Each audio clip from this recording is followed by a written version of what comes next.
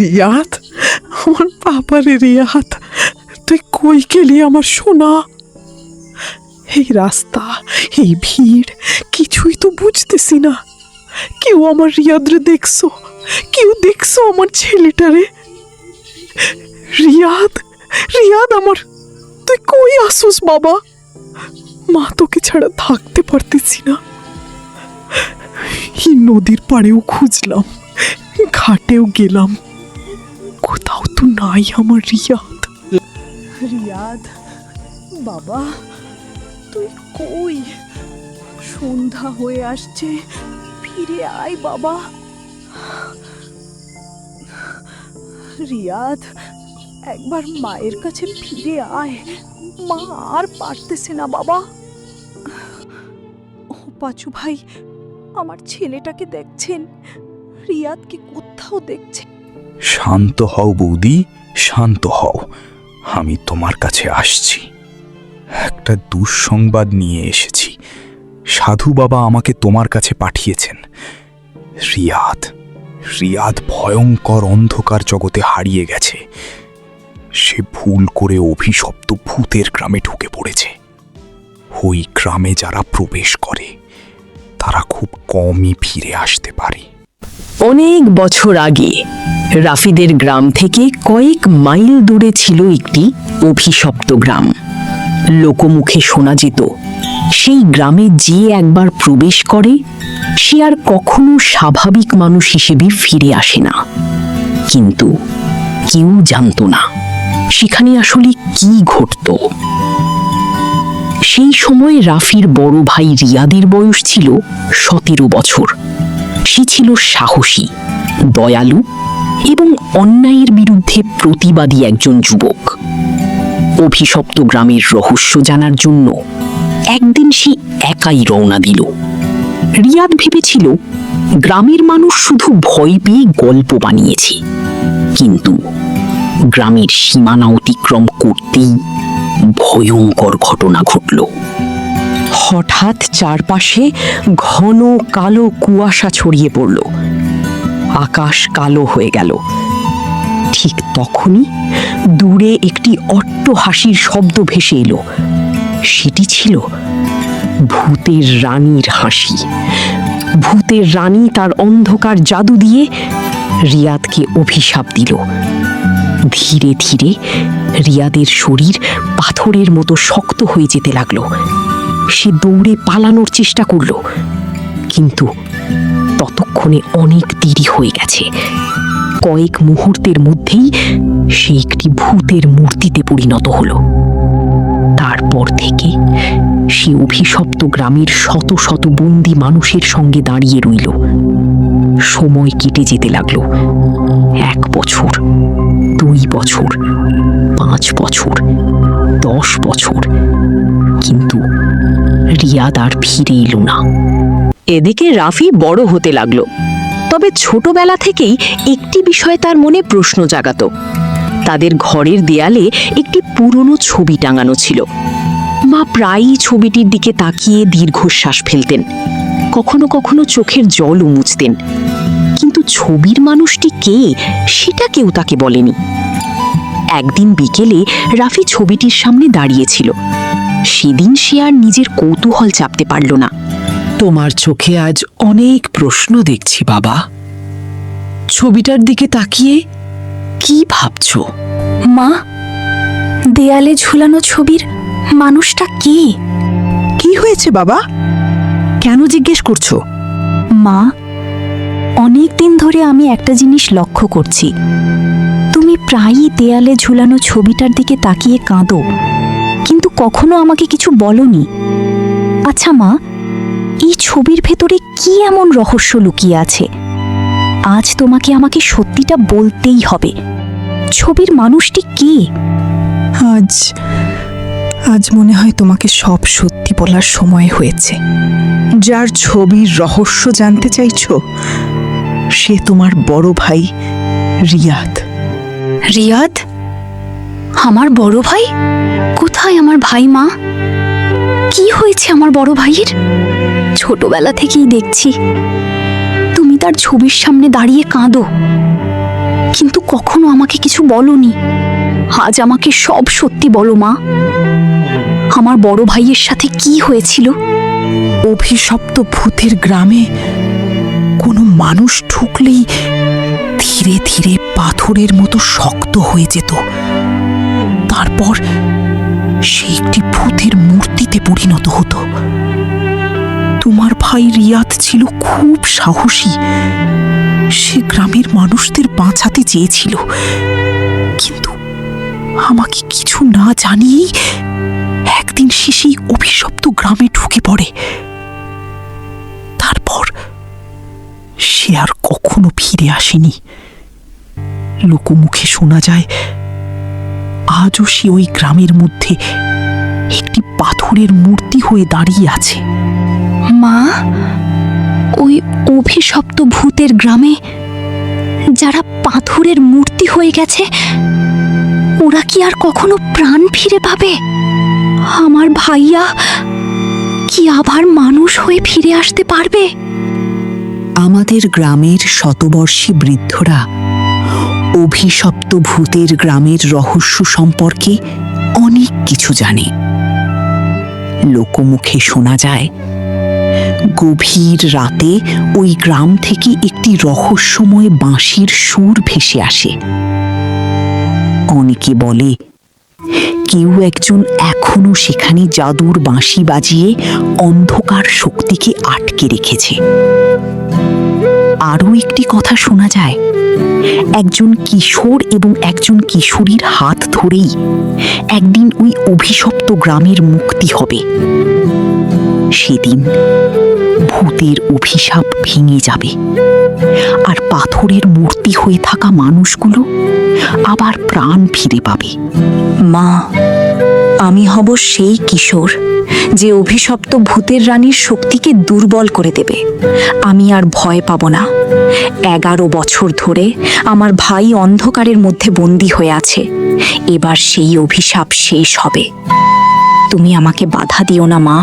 আমি সকল তথ্য সংগ্রহ করব, অভিশপ্ত গ্রামের রহস্য খুঁজে বের করব, আর তারপর আমার মিশন শুরু করব। আমি ভাইয়াকে ফিরিয়ে আনবই। না বাবা, আমি তোমাকেও হারাতে চাই না। সেদিন রাতের সেই কথোপকথনের পর রাফির জীবনের সবকিছু বদলে গেল। দেয়ালে ঝুলানো ছবির রহস্য তার হৃদয়ের ভেতর আগুন জ্বালিয়ে দিল। 11 বছর ধরে তার বড় ভাই রিয়াদ অভিশপ্ত ভূতের গ্রামে বন্দী, একটি পাথরের মূর্তি হয়ে অন্ধকারের মধ্যে দাঁড়িয়ে আছে। এই সত্য মেনে নিতে পারছিল না রাফি।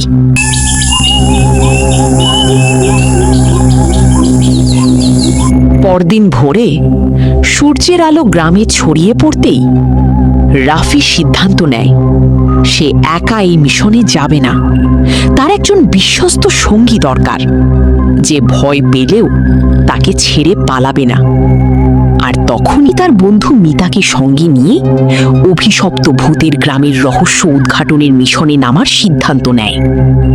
সে জানত না এই যাত্রাই তাদের নিয়ে যাবে অন্ধকার, জাদু আর ভয়ঙ্কর রহস্যে ভরা এক পৃথিবীতে। এর উদ্দেশ্যে রওনা হলো। হাঁটতে হাঁটতে তার মনে হাজারো চিন্তা ঘুরতে লাগলো। মিতা ছিল জমিদার পরিবারের মেয়ে।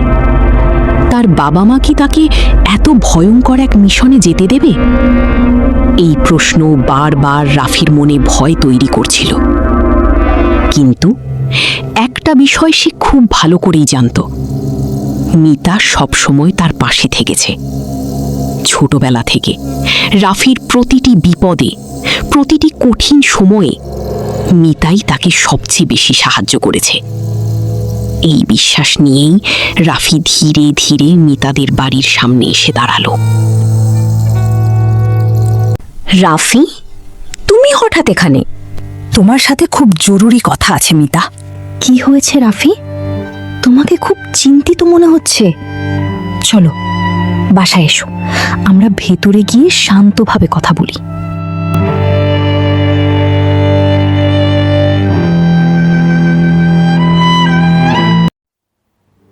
রাফি, এবার বলো কি হয়েছে? তোমাকে খুব চিন্তিত মনে হচ্ছে। তোমার চোখে যেন ভয় আর কষ্ট একসাথে লুকিয়ে আছে। কি হয়েছে? আমাকে সব খুলে বলো। গত রাতে আমি একটা ভয়ঙ্কর সত্য জেনেছি। দেয়ালে ঝুলানো যে পুরনো ছবিটা দেখতাম, সে আমার বড় ভাই রিয়াদ। কি? তোমার বড় ভাই? হ্যাঁ, 11 বছর আগে সে অভিশপ্ত ভূতের গ্রামে গিয়েছিল। তারপর আর কখনো ফিরে আসেনি। তাহলে লোকমুখে শোনা গল্পগুলো সত্যি? মা বলেছে ওই গ্রামে ঢুকলেই মানুষ পাথরের মূর্তি হয়ে যায়, আর আজও আমার ভাই সেখানে বন্দী হয়ে দাঁড়িয়ে আছে। রাফি, তুমি কি সত্যি ওই ভয়ঙ্কর অভিশপ্ত গ্রামে যেতে চাও তোমার ভাইকে উদ্ধার করতে? তুমি কি চাও আমি তোমার সঙ্গে যাই? লোকমুখে শোনা যায় একজন কিশোর আর একজন কিশোরীই পারে অভিশপ্ত গ্রামের মানুষদের মুক্ত করতে। আর আমার বিশ্বাস আমরাই সেই দুজন।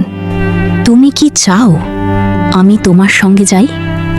হ্যাঁ, যত বড় বিপদই আসুক আমি পিছিয়ে যাব না। কিন্তু আমি একা এটা পারবো না। তোমাকে আমার দরকার মিতা। কিন্তু সবচেয়ে বড় বাধা হবে আমার বাবা মা। তারা কখনোই আমাকে এমন ভয়ঙ্কর জায়গায় যেতে দেবে না। তুমি আগামীকাল আমার জন্য অপেক্ষা করবে। আমি তোমার সাথে দেখা করার কথা বলে চুপচাপ বাড়ি থেকে বের হয়ে আসব। কিন্তু তার আগে আমাদের জানতে হবে অভিশপ্ত গ্রামের ভেতরে আসলে কি আছে। আমরা কিভাবে সেখানে যাব, কিভাবে ভূতের শক্তির মোকাবিলা করব, সব তথ্য আগে সংগ্রহ করতে হবে। কারণ অন্ধকারের বিরুদ্ধে লড়াই করতে হলে আগে তার রহস্য জানতে হয়। ঠিক আছে মিতা, আমি অভিশপ্ত অন্ধকার জগতের সকল তথ্য সংগ্রহ করব। ভূতের গ্রাম, ভূতের রানী আর সেই রহস্যময় বাঁশির পেছনের সত্য সব কিছু জানার চেষ্টা করব। তুমি শুধু আগামীকাল সময় মতো চলে এসো, কারণ আমাদের সামনে খুব ভয়ঙ্কর এক যাত্রা অপেক্ষা করছে। মিতাদের বাড়ি থেকে বের হওয়ার পর রাফি দ্রুত বাড়ির পথে হাঁটতে লাগলো। কিন্তু আজ যেন পথটাই শেষ হচ্ছিল না।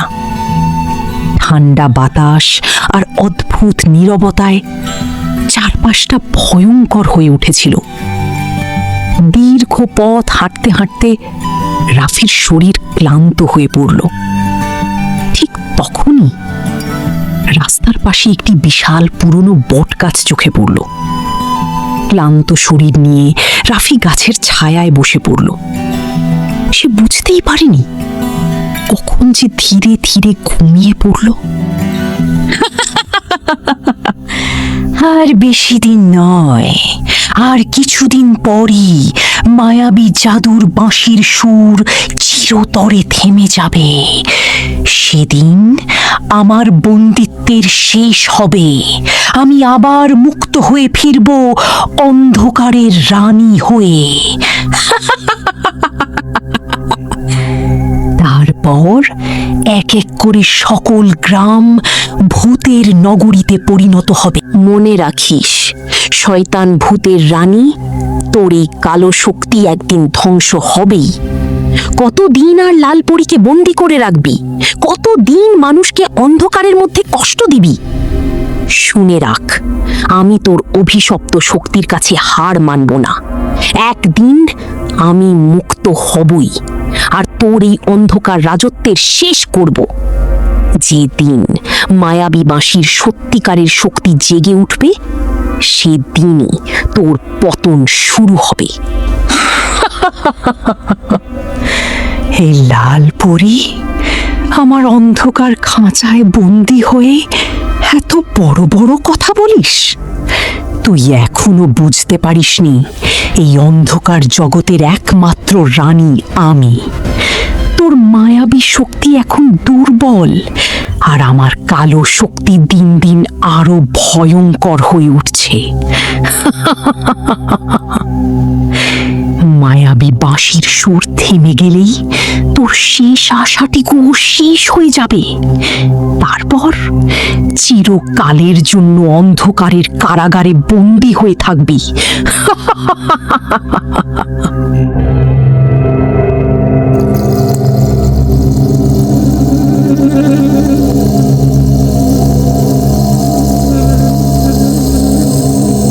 অন্ধকারের শক্তি জাগো, নিশির ছায়া কাছে লাগো, মৃত আত্মা পেঁচাকে ডাকছি আমি, খুলে যাও ভূতের ভূমি। আমি হাজির, ভূতের রানী। শুনতে কি চাও ভবিষ্যৎবাণী?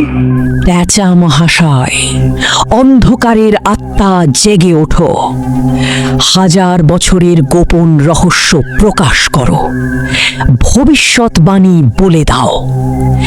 মায়াবী চাদর বাঁশির সুর চিরতরে থেমে যাবে কবে? কবে ভেঙে যাবে ভূতের রানীর বন্দিত্ব? আর কবে শুরু হবে অন্ধকারের ভয়ঙ্কর রাজত্ব? শুনে রাখ ভূতের রানী, ধ্বংস হবেই তোমার অশুভ শক্তি যে কোনো মুহূর্তে। শেষ হতে চলেছে তোমার অন্ধকার রাজত্ব। দুইজন কিশোর কিশোরী খুব শীঘ্রই যাত্রা শুরু করবে, আর সেই দুজনই ধ্বংস করবে তোমার অন্ধকার সাম্রাজ্য।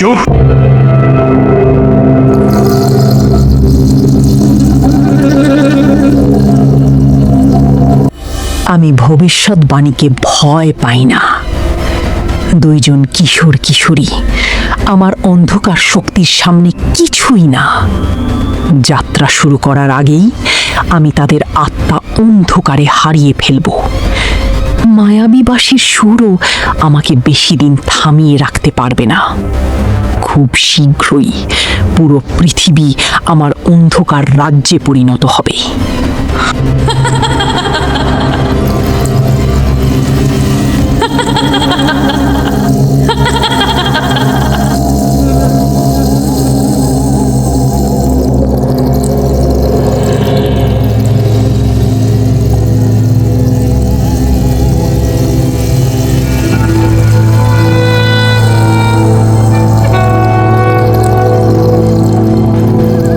হে খারাপ আত্মারা, জেগে ওঠো, ফিরে এসো অন্ধকারের গভীর থেকে। ফিরে এসো, আমার ডাকে সাড়া দাও, কালো শক্তি জাগিয়ে তোল।